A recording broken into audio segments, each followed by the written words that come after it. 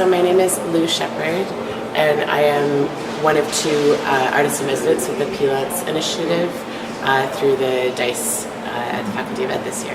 My name is Ingrid Birker. I work at the Redpath Museum. I take care of our public program and all the science outreach. Hi, I'm Jessica. I'm a PhD student here at the Redpath Museum, and I studied the ecological consequences of the loss of toad tadpoles on the environment.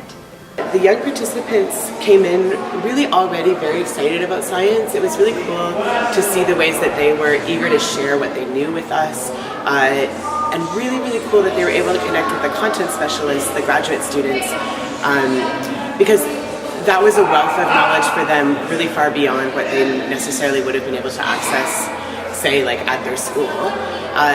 So they're actually talking to paleontologists or paleontology students who have been on archaeological digs, and they're actually talking to people who are working in the field of science.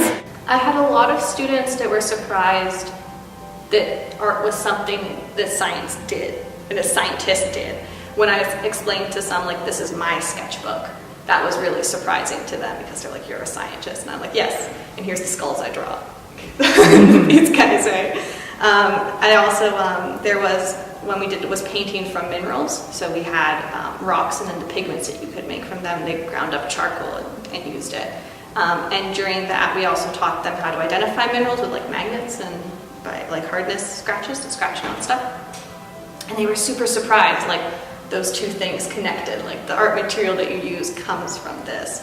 They got this opportunity to experience the museum not just as a visitor, but actually as somebody who is activating the collection. And so that's also something that I think is pretty rare and pretty exciting. You come into a museum and mostly you're asked to stand and sort of look and kind of go through a collection and sort of observe what's on display for you. But they actually got the chance to handle certain aspects of the collection, to at one point we brought out microscopes to look at certain slides and think about like what they were seeing on a more microscopic level. They got to go through and talk to people who are actually putting these displays together and talk about why they were putting the displays out the way they were. A lot of discovery-based learning. Can you notice something here? You know, the director, or the teacher facilitating this inquiry. Look closely, smell, touch the mineral, scrape a mineral to get. We learned how to paint with minerals. I think it's very beneficial, especially to make science more accessible. We have like the ivory tower and that image of like a stoic scientist sitting in a laboratory, and that's not what science is. In my everyday science life, I'm knee-deep in mud following toads around, and I'm drawing things. And it's important that people see that side of science and that they see that science is something accessible to them and something that they can definitely do and achieve as a career if they want, because it's not just your stereotypical white man with crazy hair. It wasn't books, it wasn't, deep digging into a Wikipedia site, it wasn't YouTube.